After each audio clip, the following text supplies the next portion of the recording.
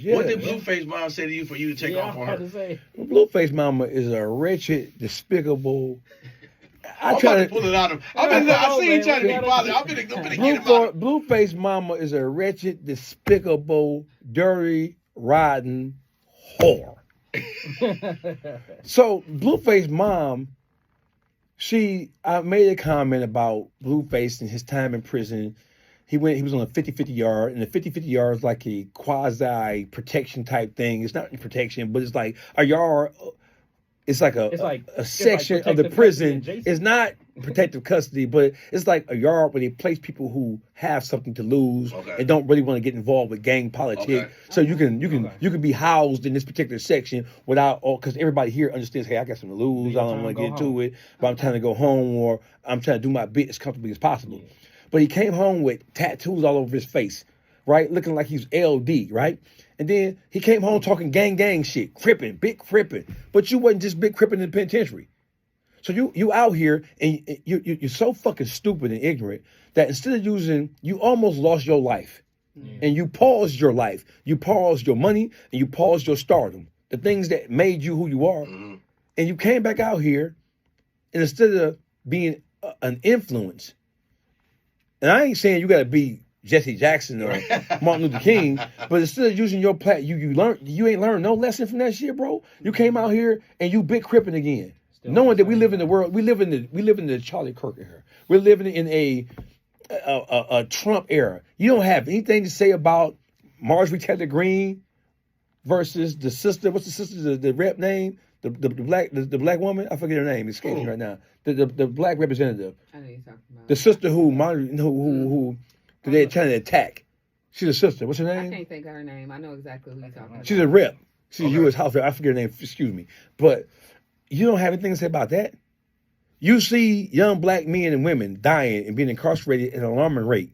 You ain't got nothing to say about that. So you're not learning any lesson whatsoever. Prior to going to prison, you were dumb as fuck, raised by a dumb, ridiculous bitch. So I get it. We're a product of our environment. But you, a star.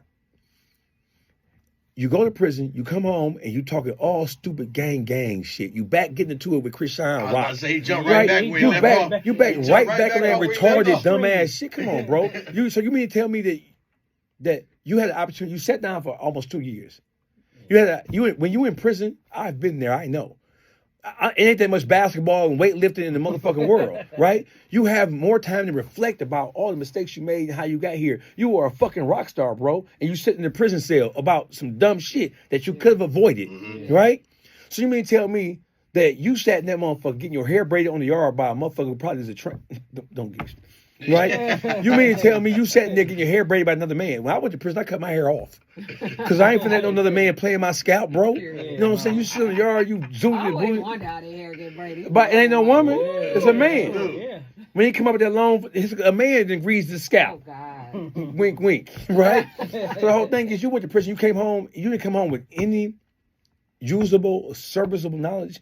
You know the condition of black people, especially because you're from LA, you're from California. Yeah. You didn't come home with a message like, man, so you weren't consciously aware that you just almost threw your whole life away.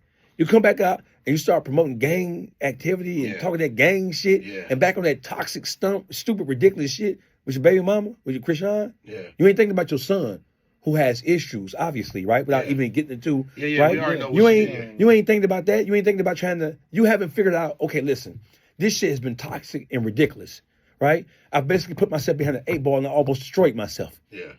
I need to figure out a way how to deal with Krishan, right? And deal with my child for the betterment and for the sake of my child, for nothing else. Yeah. Yeah. You come out, and as soon as you come out, y'all back arguing, fighting, you back slapping them down on the ground again. Come on, bro.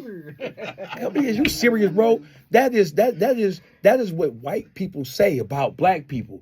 Yeah. Even when you are part of the talented 10th, even when you are privileged, even when you have money, you so niggified.